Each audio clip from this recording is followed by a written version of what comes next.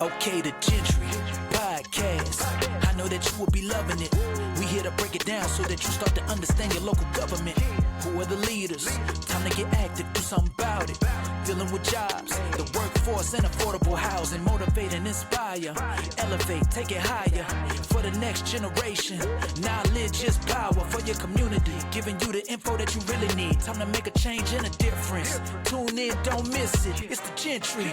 The Jentry Podcast. The Jentry Podcast. Making a change, switching it up. Hello, and welcome to the Jentry Podcast. Today, we have an incredible guest. In our Jentry Future Leaders segment, we have Melissa Mata, who is ending her fellowship at Fort Lauderdale, Florida. So I don't want to give too much of her background. It is amazing, and I want her to share it. But before we jump in, Melissa, how are you doing today? Well, hello everyone. Jonathan, thank you so much for having me. It was an honor again receiving that invitation to be part of your podcast and hopefully be able to make an impact across all of your listeners. And I am doing great for now. We are closing and coming in towards the new fiscal year. So it's a lot of exciting things, a lot of projects ending and new ones beginning. So it's a lot of changes going on, but every change is a good change. That's awesome. And I'm sure our viewers will be super excited to hear your background, your story, and your journey. So let's jump right in. Did you always know you wanted to get into public service? What was your childhood like, and how did we get here? That is a question that I really love to answer. I am what you consider a border kid. I was born and raised in Mexico, in Sonora, Mexico, in a small border town called San Luis Rio Colorado, which is right on the border, right next to San Luis, Arizona. So I was born and raised on the Mexico side, but when I turned 7, my parents, they wanted my sister and myself to have a better future, a better education and more opportunities. And that's when we moved to San Luis, Arizona. And that's when my border kid lifestyle started. I would go to school Monday to Friday in Arizona. Then during the weekends, I would spend it in Mexico with the rest of my family and my friends.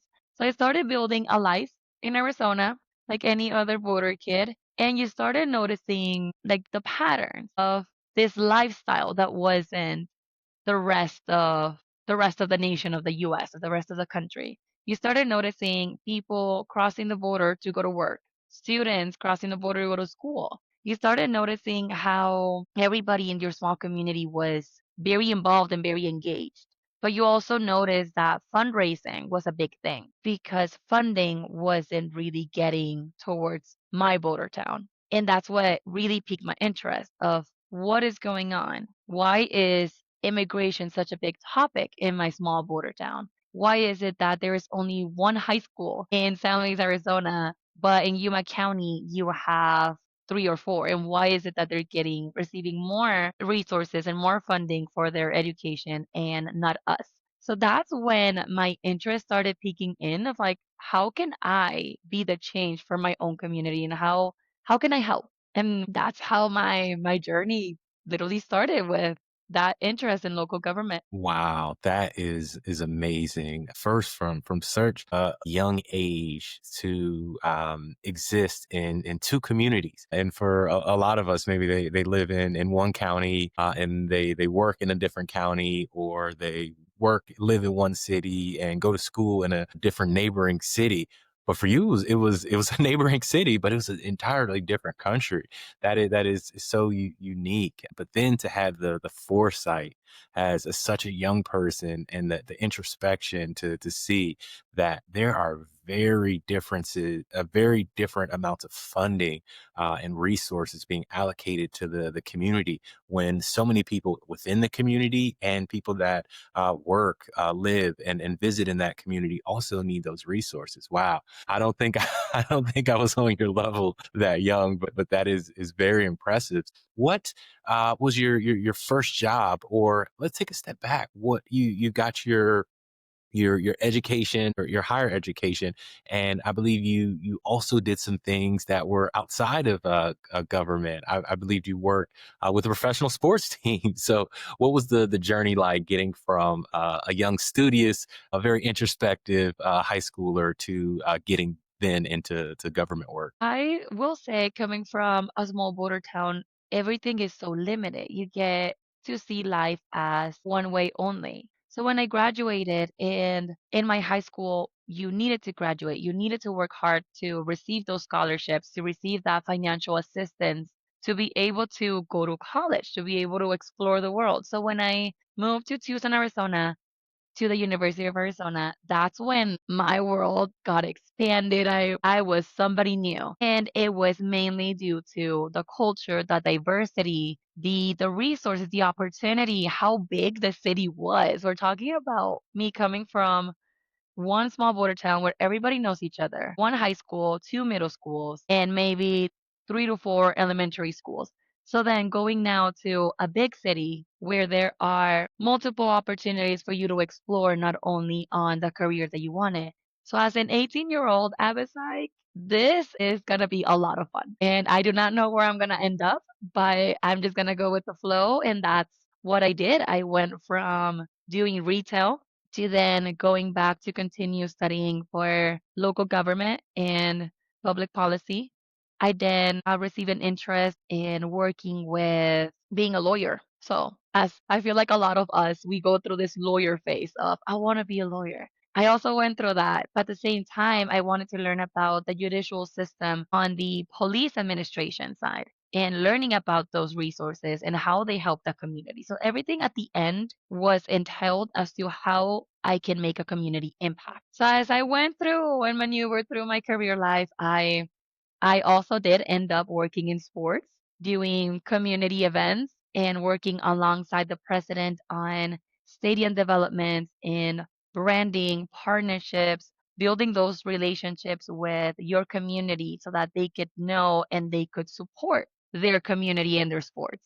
So I did a little bit of everything, but I would say that my first job, which was mainly an internship, was under the nonpartisan office in the city of Tucson with former Senator John McCain. And our duties there, our responsibilities was to be kind of like the middle person from the community, our office, to the administrative office that they wanted to reach out to, which would be Social Security, Veteran Affairs, and even Department of Homeland Security, so they would know about their immigration status. And that's really what brought me into the government world, that internship. And it was during a very interesting time. It was when you had the health reform, as well as former Senator John McCain. He mentioned the diagnosis of his of cancer. So it was a rough time, and the community, some of them were not the happiest. And that really made you realize that the community, it is out there. They are out there vocalizing how they feel. They are out there trying to get those resources. And me being an 18-year-old in a whole new city, trying to learn everything all at once was very eye-opening. So then that's where I started following my path towards getting more in depth to identify the challenges in the communities, not only in the Tucson communities, but also surrounding and different types of communities, your Latino, your African American community, your Asian community, every community that we had in Tucson, because it's such a diverse city. I wanted to know how I could help them in the future as I build my career. I don't know if that would answer your question. No, it definitely does. And the one thing I'd like to just tease out and just reiterate the fact that throughout that entire through line, it was about service, whether it was learning the judicial side of things to potentially learning policing to support your community, and then getting truly through that internship. And once you had that information, you wanted to serve even more in different communities. So I think it makes sense that you ended up in the world of public service, because that definitely bleeds through. in everything that you do. So wow. Now, if my research serves me right, you also were given a scholarship or an award to become a management fellow with ICMA, one of the major organizations across the nation. Could you speak to that, please? Of course, I definitely can. I have been a part of ICMA. For those of you who do not know, ICMA, it's the International City County Management Association. It is an organization that involves all local government employees, and they help them with the tools and strategies to implement back in their cities.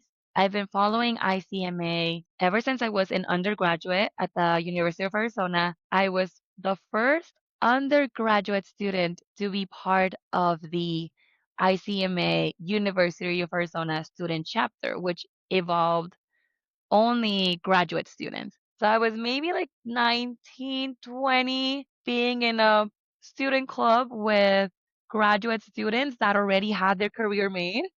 And I was still learning how to public speak. I was still learning how to talk to community leaders. And they really brought me into the local government world through their guidance, through their knowledge, and through mistakes that they made. They're like, this is a mistake that I made, and I want you to be able to have and be in the right path.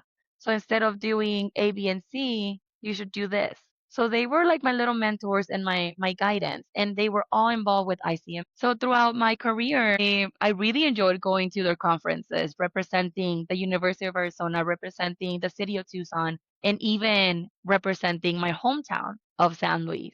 Because they would ask me, like, where are you from? And it's like, let me tell you my story. Do you have time for a cup of coffee? And that's when I would make a spiel of my border kid lifestyle and how I ended up at the University of Arizona with a scholarship, with financial assistance, with the opportunity to just learn and give back to my community. And so ICMA really built my career as a student. And when I graduated from my bachelor's in public management and policy and criminal justice, that's when I learned about the fellowship, the ICMA local government fellowship. And it's a fellowship that you can only apply to if you are doing a master's in public administration. And I knew and I told my dad that I wanted to do a master's, that I wanted to continue studying, which was came across as something very weird. In my family, you're not really used to continuing a college after your bachelor's. Right now, yes, we are multiple cousins that were now having masters and going towards our PhDs, but that wasn't used to be something normal in my family. So when I started doing my MPA at the University of Arizona, continuing my career path where I started, I just continued to be in love with the organization, just of everything and the mentorships, the strategies that I could be able to bring back to my even my internship experiences of speaking up of like, what if we do this? I have this idea that we can implement for the city. I have this idea that we can implement for the University of Arizona. I have this idea that we can do for this organization and help this community members. So ICMA really helped me in long story short, it helped me. So when I completed my master's in public administration, I saw that they were accepting applications for the fellowship. I was also going through a rough time because this was when I was working with the sports team, working under the United Soccer League in a League One team that they got demoted to a League Two, meaning that the president's position changed, ownership changed, and positions they ended. One of those positions was mine. So this was my opportunity to go back to local government, and I applied for the fellowship. 2 months later, after the application, I received an opportunity to work with Town of Saguarita in Pima County, still in Arizona, being their economic development management analyst. And that was my lifelong position to receive after my MPA. So I started doing that. And during the meantime, I will say I was doing the interview for the fellowship because this meant an opportunity to leave Arizona and learn about different communities outside my comfort zone. So it was a really hard decision. I was very excited because during the letter that you receive, they tell you that out of 100 applicants, you were one of the 30 applicants to make it to the final rounds and to be able to interview with host cities across the country. So being from a small border town, going through this different career paths, and then now going back to the local sector and having the opportunity to jump out of Arizona was a now or never. And when the city of Fort Lauderdale, when they called me for an interview, and I also interviewed with Napa Valley, with a city in Texas and a city in Oregon, I believe. And they did catch my interest mainly through the projects that I would be working with them. But the city of Fort Lauderdale was the one. It was just a calling, just when you know that that's the place. And I told my parents about it. I was like, you know what? I'm leaving the desert. I'm going to the beach. I'm going to the tropical. I'm going to the other side of the country. And that's when I put all of my experiences, skills, I practiced. I was so nervous on the interview because I really wanted this position. 2 years later, I am still here as a fellow, wrapping up my fellowship experience, but it has been amazing. And it is scary because you do take a step back into an official position to be a fellow, but you're still doing projects of an official management analyst. You're still learning about different city departments, not just focused in one. So you make it what you want. And that's what I did. So 2 years later, I'm still here making it what I want. And I have learned and I have met such wonderful people that it's been an amazing change. And I don't regret it, but I do miss my Arizona people. I will say that. I will be very, very honest with you. Wow, that is quite the journey, and it speaks to your commitment. You were the first undergraduate student to be represented in ICMA's local chapter at your school, which is impressive. Then you were able to get through what was a tough time when the job, the professional league closed, but then you quickly found another role that was a full-time role in your field, but you had hope and you planned and you prepared to get the fellowship. And then out of, it sounds like hundreds and thousands of applications, you were able to get it. So that is impressive. And you spoke of being a fellow, but doing real projects. That dovetails nicely into another question of mine.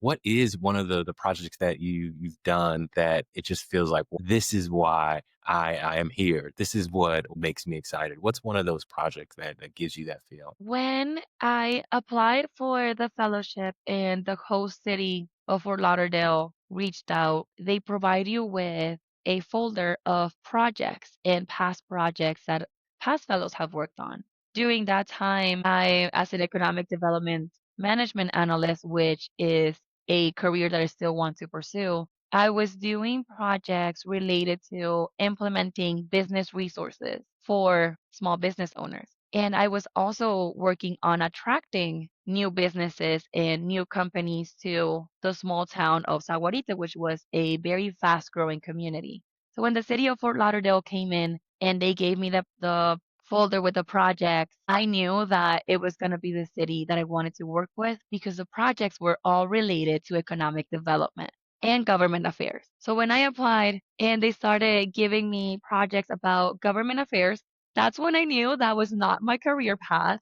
Me working with state officials was great. It was amazing, but it is not in me. It is a lot of pressure, a lot of being knowing and understanding what is going on in real time events, that it was a lot for me. So I stayed on the path of economic development. That's how you know what you want to do. And that's when my supervisor told me at Daphne Sainville, she's like, let's stick with economic development projects. I think that's where your strengths are. And I agreed. I did not argue at all. So then I started working on this program that they passed me along because the program manager for that program, she went on to a new opportunity. So this program was left vacant without a program coordinator. And me as a fellow, they passed it on to me.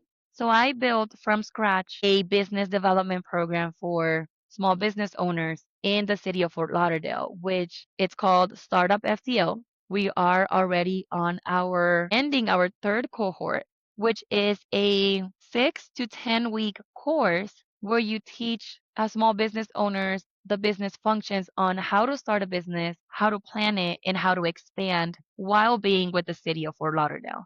So we get to personalize it in the way of how can you work with the city to get all the documents that you need, which include county and also any connections with any business development organizations that we may have, and how can we provide all this information through a course, through a program, through a curriculum. So what we did is we started inviting guest speakers, our business leaders within our community, that they focus on working with small businesses.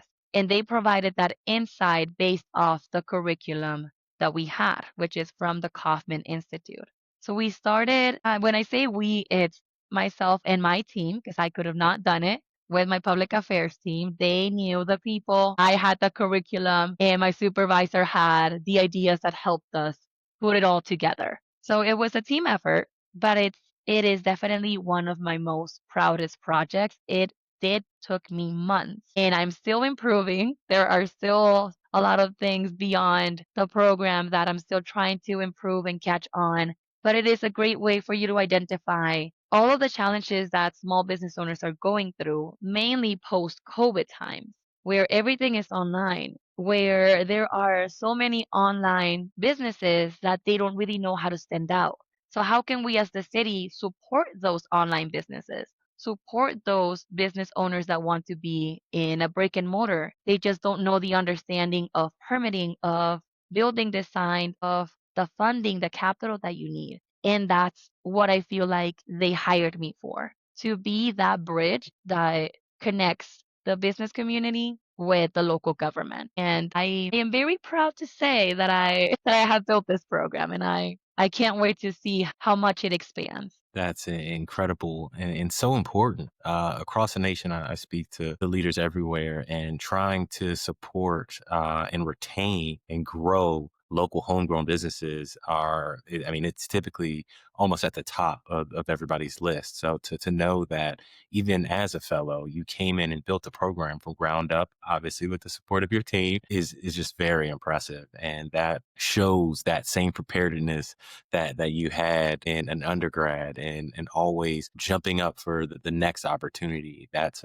very impressive. So let's take a step back here. So can you give any advice maybe to your younger self or to a young person that is thinking about a potential career in public service? My advice would be to get a mentor. Get a mentor that understands your vision. Get a mentor that has been in the same shoes as you. Get a mentor that is out there in the community, because those are the ones that are going to open so many doors for you. And a mentor can be a family member, can be somebody from your college, it can be a professor, it can be somebody even outside the industry, but get somebody that can help you guide your way towards your career path. Because once you're in the door of local government, there's no going back. Unless you go towards the private sector to a whole different industry, and then you want to jump right back. A mentor and the network that you do and the network that you build, they're going to bring you back to the passion that you always love. So that is something that I highly recommend. I also recommend being out there in the community, building that credibility and building that knowledge of identifying what your community needs and how you can help, how you can bring in your skills and your potential. So don't be scared to ask questions. Don't be scared to be the youngest one in the room. Don't be scared to be seen, because that's how you're going to be building your career. And as you grow along your career path, you're going to be looking back and counting all the small wins that you had and all of the wonderful people that actually helped you get to where you are. And it's such a great appreciative moment. You feel so accomplished, you feel so loved, and you really feel part of the community that you want to serve. And that's when you also realize if local government is for you. That's when you also realize what city department best fits your need, your personality and your knowledge and your skills. So it's definitely a learning opportunity, but mentorship and being involved in the community and asking to meet with people for a cup of coffee, for a Zoom chat. Jonathan, you approached me through a LinkedIn message, and that to me was amazing because I've done it before. And now having somebody reach out to me, it feels very honoring. It feels exciting of like, I am making a difference in the world and people are noticing it. People that are outside my network are noticing it. So don't be afraid to get yourself out there. That would be my advice. I think that is great advice. I've been blessed to have so many great mentors, and being in the community is important. I get this advice from leaders often. Being in the community to meet with people, but also being in the community to see what matters to you. You can always have a few issues that really matter to you, and by being out in the community, you can kind of realize those. And then yes, don't be afraid to reach out to people like myself. I reach out to great leaders like yourself when I see they are making an impact like you are. Now, shifting gears a little bit, when I talk to young people, often there are misconceptions about working in local government. And I'm sure you may even get misconceptions from your friends about what they think you do versus what you do. Can you give us maybe one misconception about working in local government? Yes. When it comes to me working in local government, it is hard to explain what it is that I do. Because my friends, they would only see me in different events with different members of the community, with the mayor by my side, with the city manager by my side, working with the fire department, working with the police department, being at every single event. They're like, so what exactly do you do? So they don't really know. And it's hard to explain. And it's the misconception of Melissa's just out in the community and that's what she gets paid for. No, no, not exactly, not entirely. I also get paid to learn about the community. I also get, I am also hired to build and implement this programs for my community members, not only the small business community, but also seeing ways how we can increase workforce, how we can attract new companies. Because of course we are competing against other municipalities. We want what's best for our residents and we want what's best to grow this community. So of course we're all eyes and ears trying to see how we can perfect everything in the city. But the only thing that they see is me being everywhere all at once and having really long days. But one misconception that I do want to touch base in is that community members feel that the city is not doing enough. And it's a misconception that it is not true. The thing here is that it takes time to build a project. It takes time to get the budget passed. It takes time to get the approvals, the design, all of the meetings that you need to have in order to agree towards a path to implement the program. And you also need to receive that community feedback. So you're also out there in the community trying to identify how can you best implement this program so that it can benefit everyone or every community out there. So it takes time and people get frustrated because the only thing that they're seeing is city events everywhere and potholes getting filled and maybe the sewers that are not really doing their job. It's like when it rains and it floods, they get to see the wins and the losses, but they're not really there to see the process. And that's how we as the city try to communicate that to our community, that the misconception that there is a process and you can be involved, you can be part of that voice and part of the program. It's a matter of trusting your local government and following the social media, following the current events and attending the meetings, even though they're super long and some of them may find them boring, but it's the best way to understand what's going on within your city. For sure. Wow. I think that is something that needs to be highlighted more. People see the wins and losses, the headlines, or positive or negative, but they sometimes miss the process. And the more, and that is one of my goals as well, as more people see what the actual process is, the more people can understand, the more they can support. Now, Melissa, you've done an incredible job. You are officially off the hot seat, but as I do with all the leaders on my podcast, I always ask the mayors or the city managers. I say, if you had unlimited budget, what is one challenge you could just snap your fingers and get rid of? What would it be? But for our Gentry Future Leaders, I have a different question. And that is, if you can't do your job that you currently do right now, what is one dream role and or what is the big impact that you would make? Okay, I need to clarify some things first.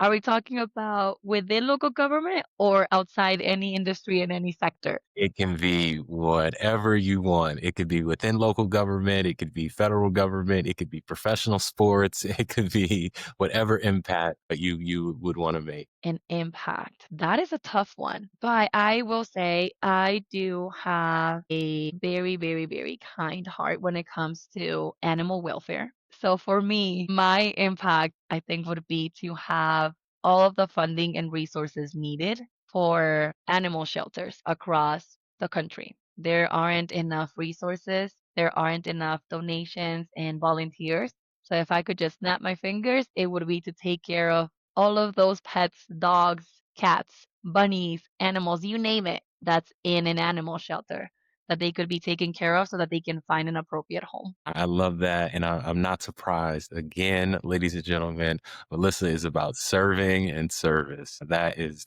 just beautiful. Melissa, thank you so much for sharing your time with me and with our viewers. I'm sure they will be encouraged and inspired by your journey and what you're doing. So I just wanted to say thank you. We really appreciate you having. And for our viewers, thank you so much. Again, this has been the Gentry Podcast. And this is our Gentry Future Leaders Spotlight. And again, we have Melissa, who is a Management Leadership Fellow in Fort Lauderdale, Florida. Thank you all so much. Have a great one.